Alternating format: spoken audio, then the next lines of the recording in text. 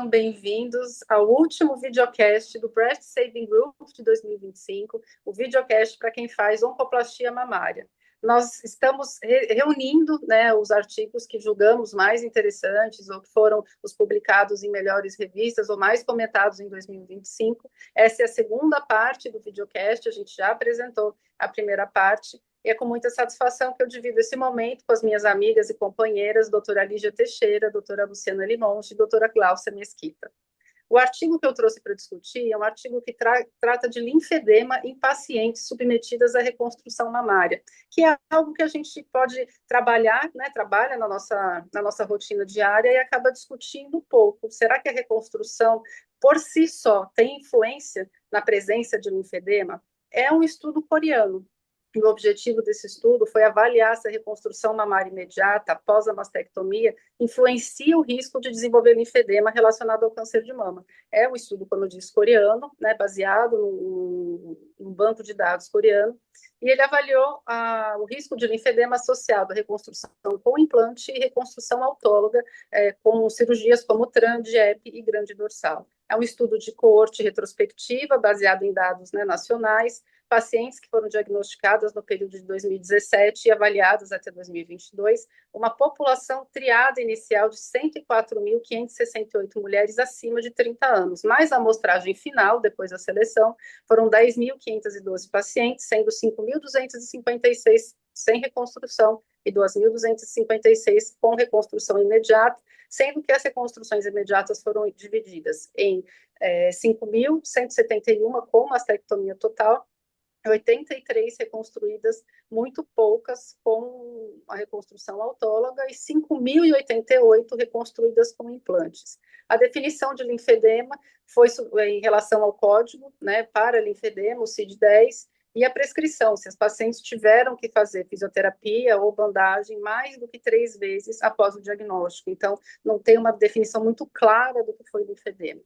Foram feitas as análises estatísticas com Kaplan-Meier, a regressão de Cox estendida e os ajustes, isso é interessante a gente colocar, foram feitos os ajustes de resultado pela idade, tipo de cirurgia, se a paciente foi submetida a quimioterapia ou não, radioterapia, comorbidades, HER2 e o tipo de cirurgia axilar. É importante ressaltar que eles dividiram as pacientes que foram submetidas à biópsia de linfonodo sentinela e aquelas que foram submetidas a esvaziamento axilar dentro do ajuste e correção, porque a gente sabe que é um fator que realmente influencia no linfedema.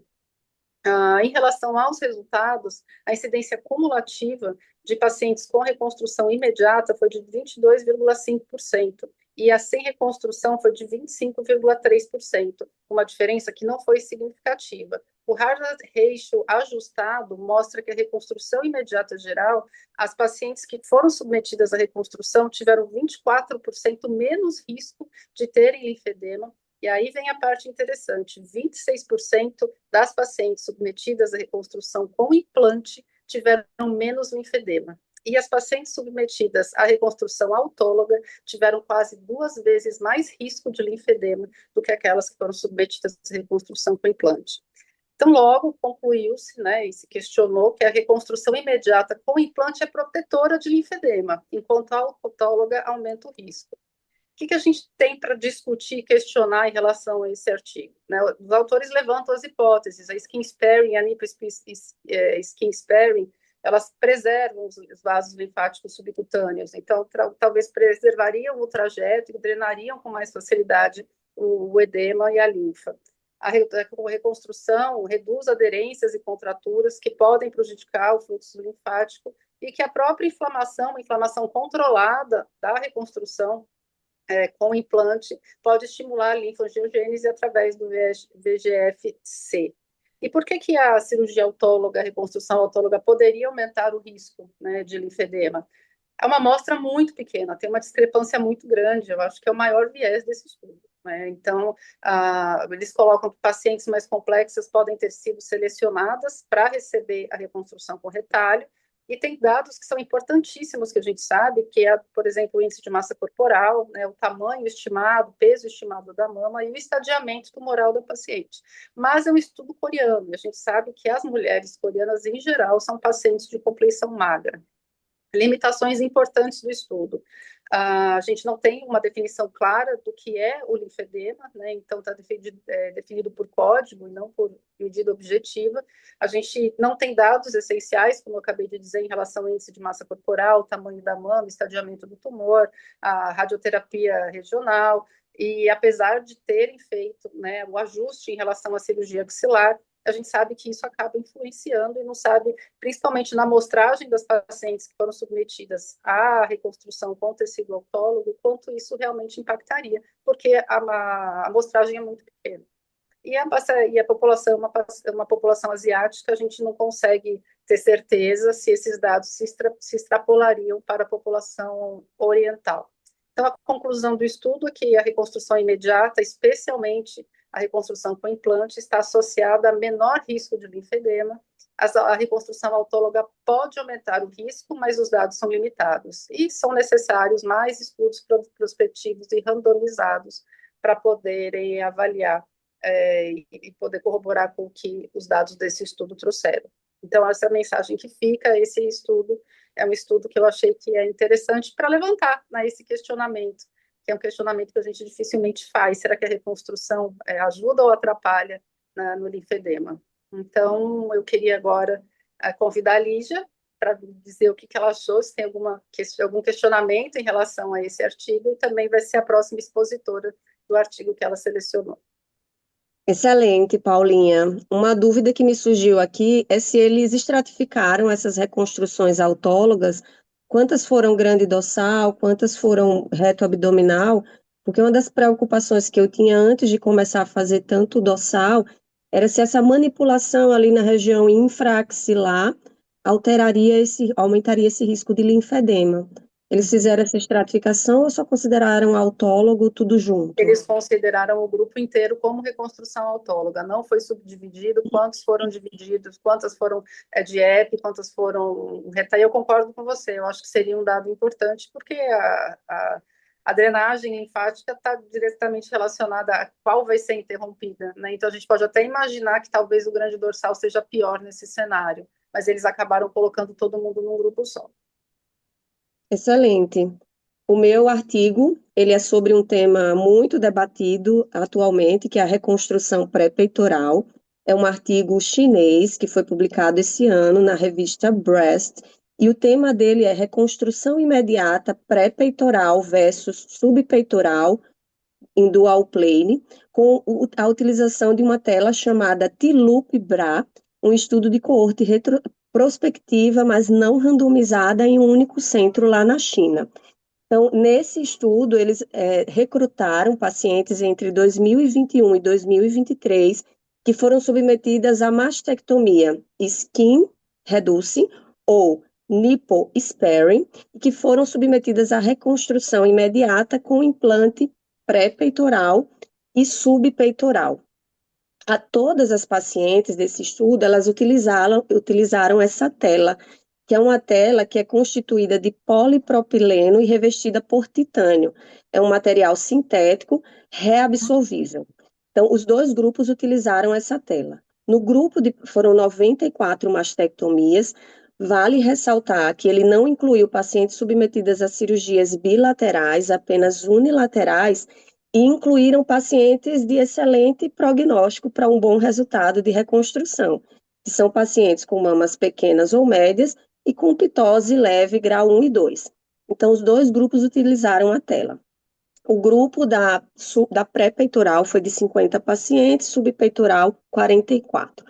Na pré-peitoral, eles revestiram a prótese inteira, recobriram essa prótese semelhante ao que se faz com a matriz dérmica, inclusive na face posterior da prótese. Então, eles envolviam ela numa bolsinha, introduziam essa prótese no leito da mastectomia e deixavam umas sobrinhas de tela nas quinas para suturar no músculo peitoral e na face da parede torácica. E aí, o que eles observaram? Quais foram os desfechos que eles observaram ao comparar os grupos? A dor pós-operatória, as complicações pós-operatórias e a satisfação das pacientes, para a qual eles usaram o questionário de satisfação, o Breast Q. E aí, o que eles encontraram de resultado nessa comparação? O que é que foi significativo e foi pior nas pacientes subpeitorais? As pacientes do grupo subpeitoral, elas evoluíram com mais dor no pós-operatório, necessitaram mais da utilização de analgésicos, elas também tiveram mais incidência de contratura capsular em geral, de todos os graus, sobretudo pacientes com Baker 4, e tiveram mais animação. O grupo de pacientes pré-peitoral evoluiu com maior incidência de rippling, que é o que a gente já observa na prática.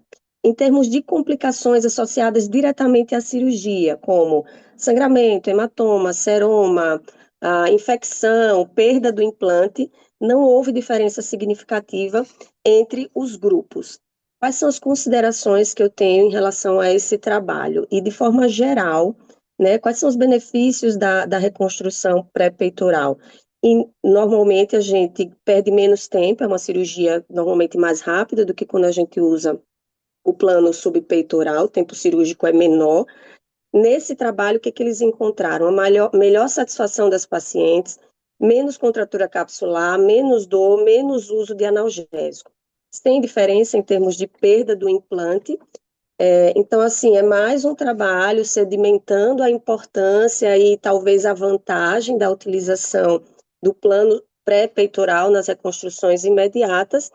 E um recado que eu deixo final em relação a isso é que não existe uma única técnica que serve para todas as pacientes, né? A gente cada vez mais vai aprendendo isso e que a gente deve selecionar sempre as pacientes com o perfil, com o biotipo cada vez mais adequado para determinada técnica, para que a gente obtenha um sucesso no resultado dessa reconstrução. Um dado interessante, voltando ao artigo rapidinho, é que, apesar de ser um estudo com uma coorte, um número pequeno de pacientes, não ser randomizado, mas eles foram, o perfil sócio epidemiológico, o biotipo, o perfil de biotipo das pacientes, ele foi muito bem distribuído entre esses dois grupos. E foram utilizados pacientes com possibilidade de resultados muito favoráveis, com mamas pequenas, pouca pitose, provavelmente essas pacientes também não são pacientes obesas, né? Mas ele obteve só uma perda do implante no grupo pré-peitoral, que não foi estatisticamente significativo, em 94 pacientes, apenas uma perda do implante, demonstrando que o uso dessa tela, tanto pré-peitoral quanto subpeitoral em dual plane, é bastante segura. Já temos vários artigos publicados utilizando esse dispositivo. A tela T-Loop Bra, que é composta de polipropileno recoberta por titânio. Então, esse era o meu artigo. Excelente, Eliginha. Adorei você ter selecionado esse teu artigo. Eu queria até perguntar uma coisa. Foram duas coortes, né, avaliando a presença da tela.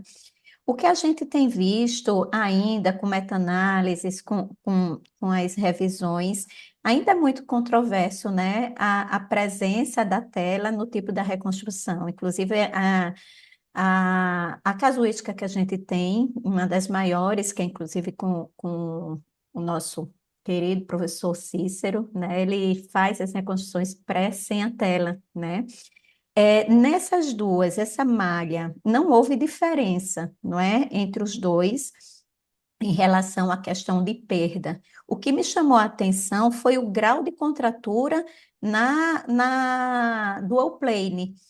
Pensei que fosse alguma coisa relacionada a um plano onde a gente tem mais risco de sangramento, e aí um hematoma, isso pode influenciar no risco de contratura, né, grau 4, mas você mostrou aí que não tinha, né, entre os dois, assim, não houve essa diferença.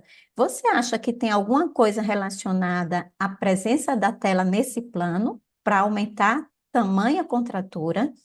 Que realmente me chamou a atenção o porquê dessa contratura grau 4, né? E Sim, sem sim, tantos variáveis que aumentasse esse risco em o relação à risco de complicação. infecção, em relação a hematomas, não é? Será que numa localização mais profunda essa tela aumenta esse risco? Eles não discutiram nada sobre isso, né? O que é que você acha? Não, não, e aí a minha impressão é de que não, está muito mais relacionado ao músculo peitoral mesmo. Eu não expliquei quando eu falei, mas a forma como eles colocaram, posicionaram essa tela na dual plane, o músculo permaneceu sobre a prótese na porção superior medial, e a tela ela foi suturada na borda lateral do peitoral e nos limites lateral e inferior da mama, complementando esse Hum, pocket. Então, entendi. se a gente for pensar, a gente tem até menos tela em contato com a prótese do que na pré-peitoral. Na pré-peitoral, a prótese está totalmente encoberta pela tela, inclusive a face posterior. Na dual plane, a gente tem até menos implante em contato com a tela. Então, me parece algo mais relacionado ao músculo peitoral em si do que ao dispositivo. É o que a gente tem visto, né? Realmente, nessa questão do plano, a gente tem visto realmente a presença do músculo como um fator inflamatório contribuindo com a contratura, né? Isso. Excelente. O que eu escolhi aqui para a gente discutir, que eu achei interessante, já pegando o gancho, no que a gente tem falado muito e visto muito hoje, a reconstrução pré-peitoral, ela realmente é a menina dos olhos, né? É o que a gente tem visto com menos eh, contraturas, menos dor, mas pedindo um cuidado maior do cirurgião no manejo e na qualidade dos retalhos. Então, esse é o grande X.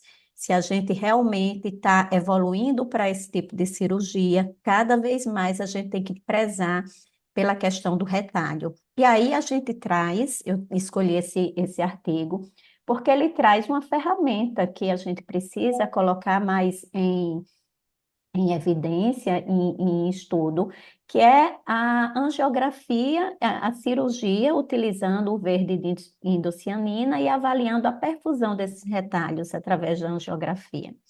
Então, esse é um estudo também da China, é um estudo de Seul, da Universidade de Seul, publicado em 2024, que é um estudo prospectivo tentando avaliar a angiografia com verde de indocianina como um marcador de predição de necroses nas cirurgias de reconstrução de mama pré-peitoral, com reconstrução apenas pré-peitoral. Então, é um estudo que ele busca definir critérios objetivos, né, de perfusão e correlacionar isso com o risco de necrose em pós-operatória.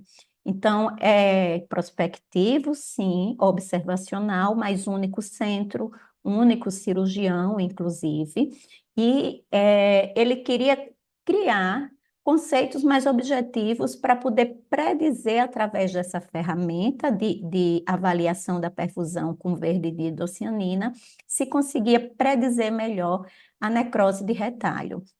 Então, foi um estudo com um número N pequeno, foram 53 reconstruções imediatas pré-peitorais. Ele não diz dentro desse estudo, não fala sobre as incisões locais, apenas reconstrução pré-peitoral, ponto, tá?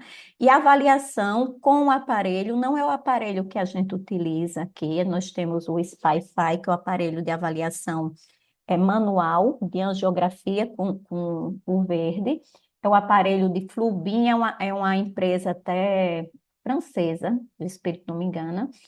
Então, tentando estabelecer esse conceito de retalho hipoperfundido com cutoff de 30%, tá? Abaixo de 30%. O estudo, ele não tinha uma finalidade terapêutica, tá? Para dizer assim, a partir daqui a gente muda o nosso plano de reconstrução, era apenas para avaliar o valor prognóstico em relação ao risco de necrose, tá? Eles criaram um outro conceito que era importante, que eu achei interessante, que era além do retalho, o valor da perfusão, também o percentual de área hipoperfundida. Então, eles fizeram essas duas avaliações. E aí, durante o que foi visto, foi que dos 53 pacientes, houveram 8 necroses, tá? Dessas 8 necroses, O retalho, o valor do retalho hipoperfundido foi abaixo de 30%, tá? Tiveram casos com áreas de necrose, com áreas de hipoperfusão menor do que 10%, nessas pacientes, a necrose foi apenas parcial, superficial e com cicatrização espontânea, tá? Então, houve dessas 53 pacientes uma taxa de complicação de 15,1%, então 8 das 53 pacientes tiveram a questão da necrose, todas elas evoluíram com necrose quando essa taxa de hipoperfusão foi abaixo de 30%.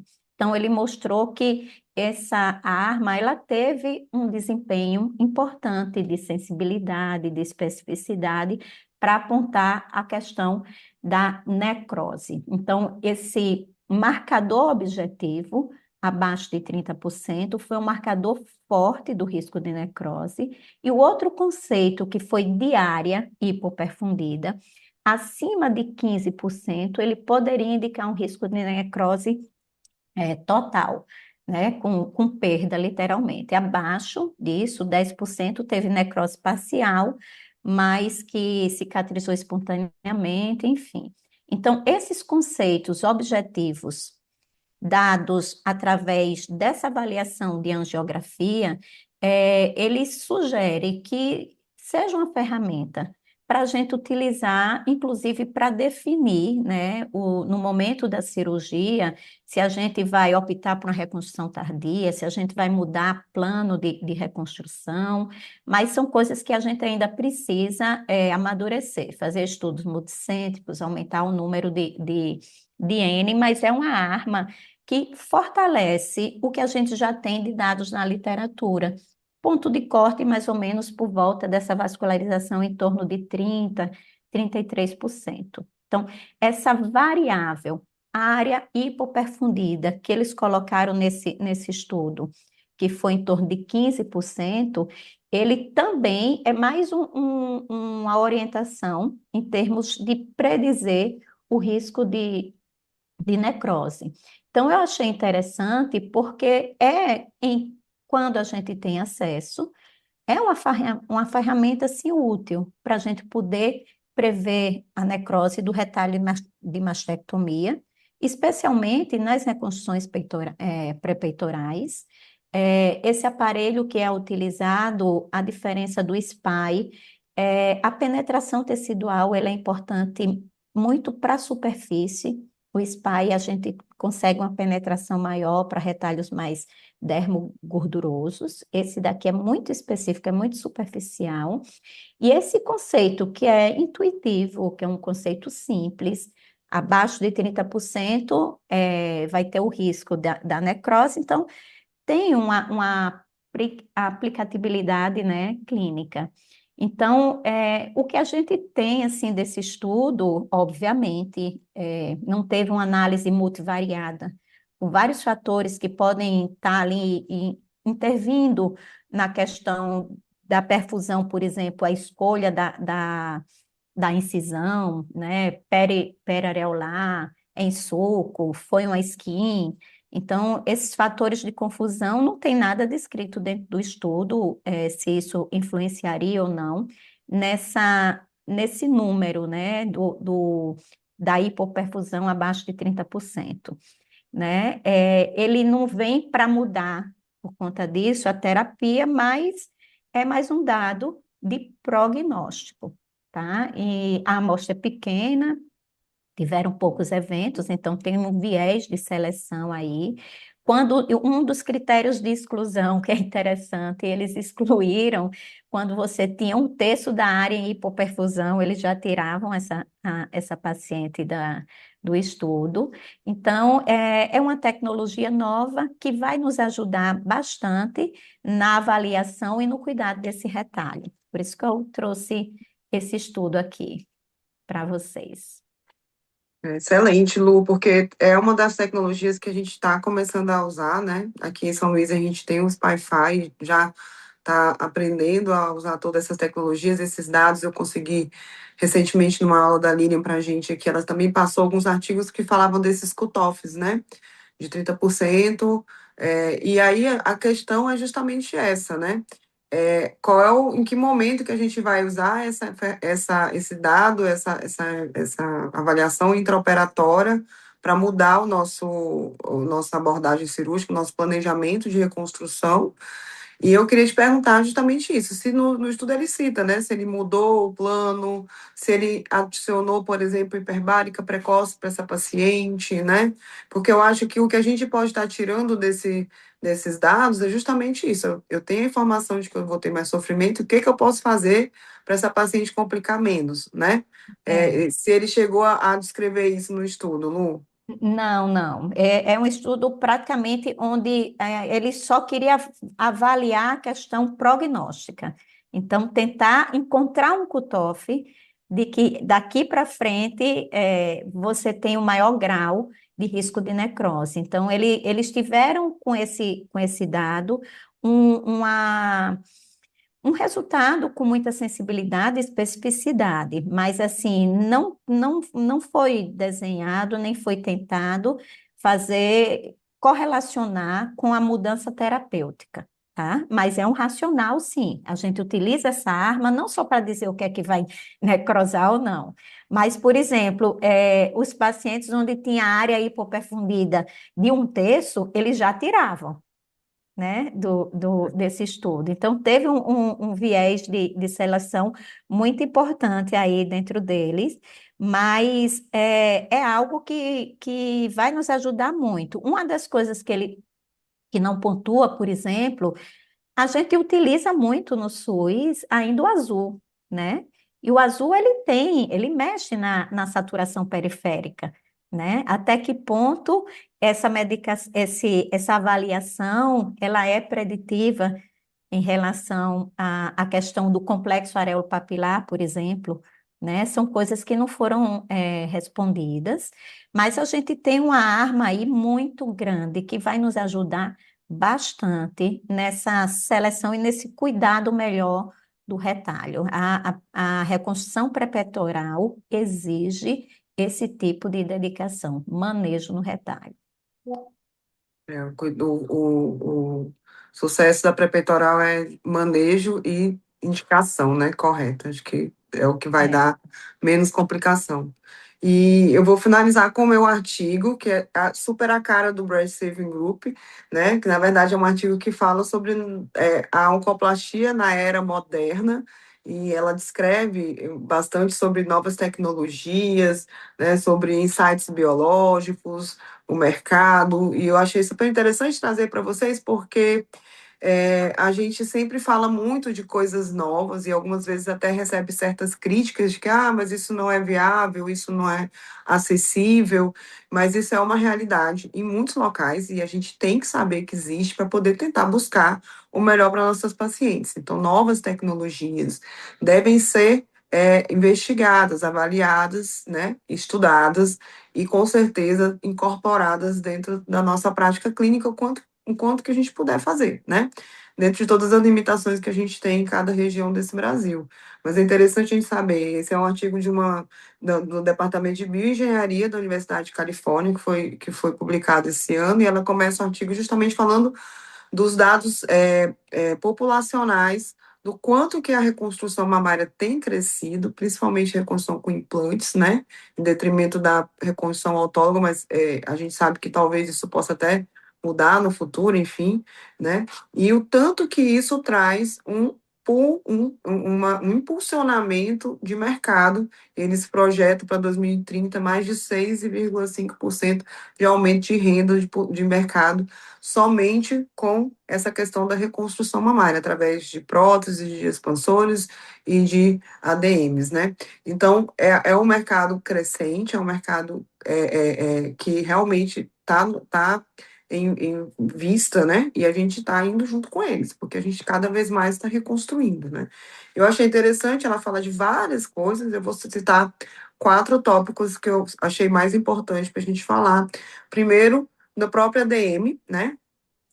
que trouxe uma grande possibilidade de melhoria das nossas reconstruções, né? Os estudos mostram que traz menos contratura capsular, traz menos deslocamento da prótese, a gente consegue manter a prótese mais naquele local, né?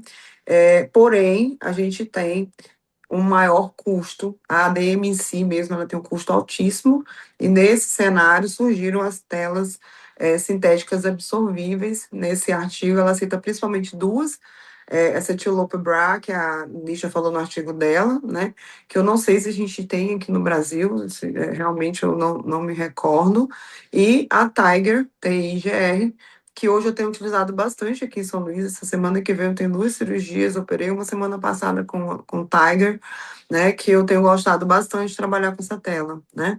E ele fala justamente que isso é uma nova tecnologia, porque essas telas sintéticas, elas são 100% absorvíveis e elas foram programadas para se incorporar ao tecido da forma mais natural possível, e a gente tem uma segurança de composição de tecido muito boa, né? Então, elas são bem biocompatíveis. Essa é uma das preocupações que muitas pessoas tinham, mas é algo que eu acho que não tem como a gente voltar para quando a gente começa a usar as telas, quando bem indicada, é claro, né? Nem toda situação tem uma indicação, mas quando você tem uma indicação e você consegue na tela, você vai ver o tanto que aquela reconstrução com certeza tem menos complicação, tem menos perda do implante, tem menos contratura, e tem menos deslocamento, né, da prótese e posicionamento, né? Então, esse foi o primeiro ponto que ela colocou com relação a essa questão das novas tecnologias. A segunda questão que ele coloca bastante é a própria tecnologia das próteses atuais, né? Hoje, as próteses atuais, elas têm tecnologias que ajudam o cirurgião, né? Então, antigamente, as próteses de antigamente eram muito piores e tinham mais ruptura, e também não tinha aquela tecnologia onde a gente tivesse uma naturalidade maior, né, que a gente às vezes quer na reconstrução mamária. Então, para citar vocês, a gente tem próteses que têm uma coesividade diferente da outra. Então, quando você quer uma mama mais armada, você tem um tipo de prótese, quer uma mama mais natural, você tem próteses com coesividade menor que acompanham o decúbito da paciente, e você consegue dar uma naturalidade. Isso também é importante para o cirurgião entender essas diferenças para poder oferecer a melhor prótese para aquela situação da paciente, se ela quer uma mama mais armada ou uma mama mais natural. Isso faz diferença, com certeza. E as novas tecnologias das próteses, inclusive dos próprios expansores, né, tem melhorado. Então, hoje a gente tem expansor que também é compatível com a ressonância. Isso é importante o cirurgião entender, que nem todo expansor é compatível com a ressonância, porque às vezes a válvula ela não é compatível com a ressonância, né? Então, a gente tem hoje expansores que são bem compatíveis, que a paciente pode fazer ressonância sem nenhum tipo de problema. Também é um avanço dentro da questão do desenvolvimento das próteses mais modernas, né? E expansor também é bem utilizado nos Estados Unidos. A gente aqui usa bastante, eu uso um pouco menos, né? Ele fala também de um sonho, que é um modelo de prótese de um sistema de 3D, né, como se fosse uma prótese de 3D de um sistema que ele é reabsorvível ao longo do tempo. A gente viu o Dr. Mário Riches falando desse protótipo, né, no ano passado, se eu não me engano. A gente está esperando isso, ainda está em estado de estudos experimentais, né, mas ele fala dessa substância chamada policaprolactone, que é uma estrutura que ela é absorvida a longo prazo, né? É, a prótese do doutor Mário Riches era o Regenera, né? Então, a gente está aguardando mesmo os dados com relação a isso. É mais ou menos isso. Esse protótipo ele é todo vazado, permite que a gordura entremeie naquilo ali e forme novas vascularizações, e aquela estrutura ela vai sendo substituída por gordura ao longo do tempo, né? Então, ele fala de estudos que mostram em até 90% de substituição por tecido viável, né?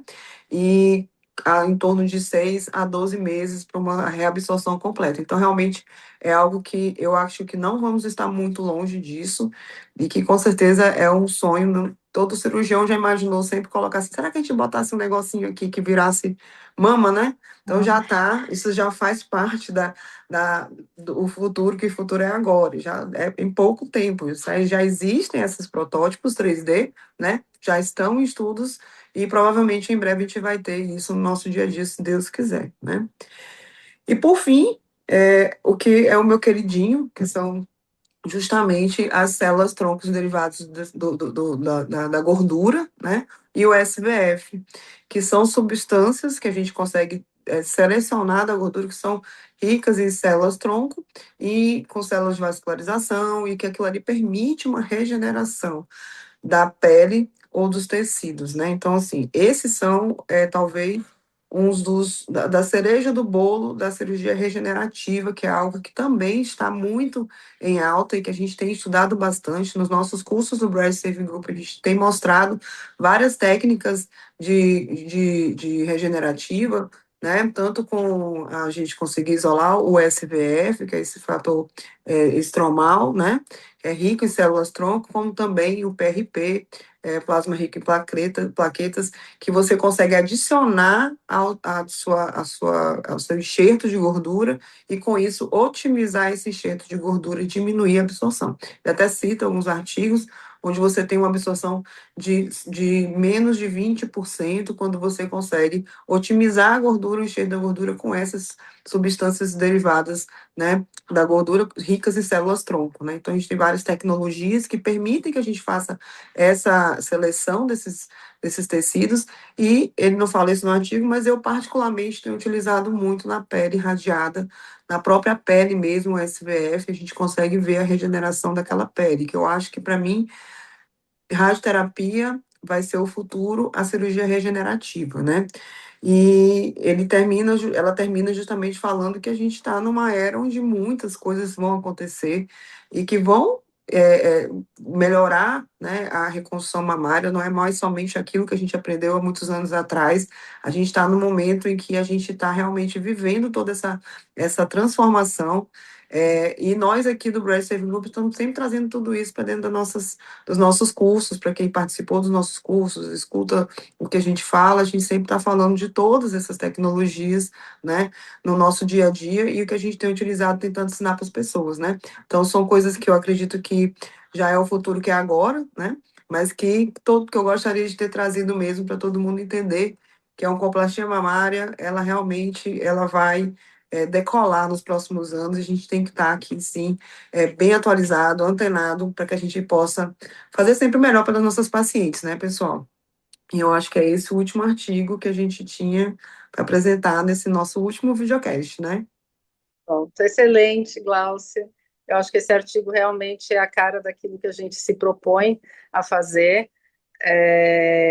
A medicina é uma ciência de verdades transitórias, né? E a gente, em algumas situações, anda em círculos. Então, eu achei interessante o que você colocou, no sentido de que a gente está numa fase onde o implante, né, o implante de silicone tem sido extremamente usado. Você veja só no artigo que eu apresentei, foram mais de 5.000 pacientes reconstruídas com implante versus 90 pacientes que foram reconstruídas com tecido autólogo. Eu acho que a reconstrução com prótese está diretamente relacionada à condição que você tem no lugar, né? A gente sabe que a Glaucia tem uma condição privilegiadíssima de conseguir fazer esse tanto de reconstrução que ela faz, com implantes e com moldes à disposição lá no Aldenora Bello. Então, é um grande exemplo, uma grande inspiração de serviço público na reconstrução. E sobre o que você falou, o que eu acho que é interessante, eu acho que é uma dúvida de grandes colegas, em relação especialmente à reconstrução com telas semiabsorvíveis, e você colocou isso no artigo, que tem que ser bem indicada.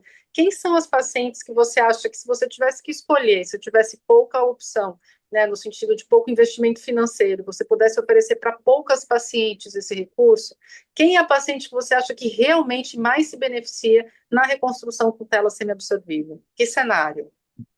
Olha, tem vários, mas assim, ultimamente, aquela mama tuberosa, para mim, é imprescindível, porque é aquela mama que ela é totalmente ali pro lado, você às vezes não consegue manter aquela num formato adequado. Eu acho que a mama tuberosa, para mim, é maravilhoso, que eu consigo com a tela moldar todo o implante, e aí a pele vem e cicatriza por cima dessa pele, né?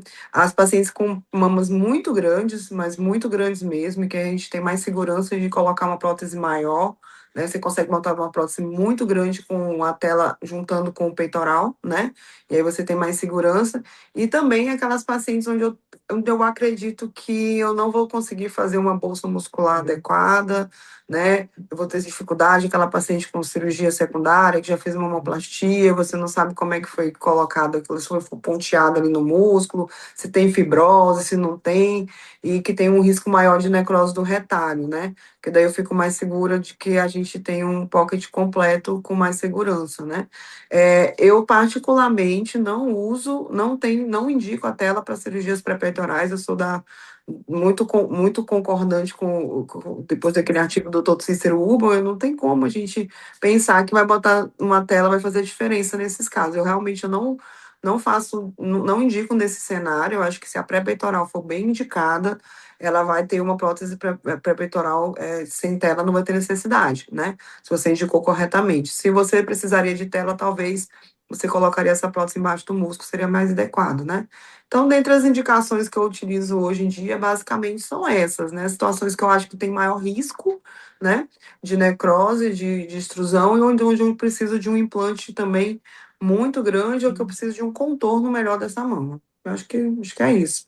Perfeito, maravilha. E assim encerramos o nosso ciclo de videocast de 2025, querendo agradecer a você que nos ouviu todo esse ano, nos ouviu, nos viu, participou dos nossos encontros, dos nossos cursos, desses momentos que a gente vem investindo,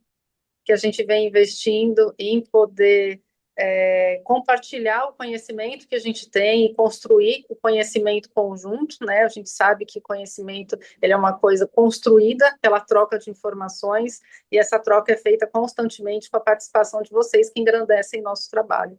Então, em nome de todo o grupo, agradecemos a todos a parceria de 2025 e já convidamos para continuar seguindo, para continuar nos acompanhando e para continuar participando dos nossos cursos e eventos em 2026. A agenda promete, né, meninas? É isso mesmo. Muita Obrigada, coisa boa. meninas. Obrigada, pessoal. Obrigada, Excelente gente. Até final a de ano próxima. Até para todos. 2026.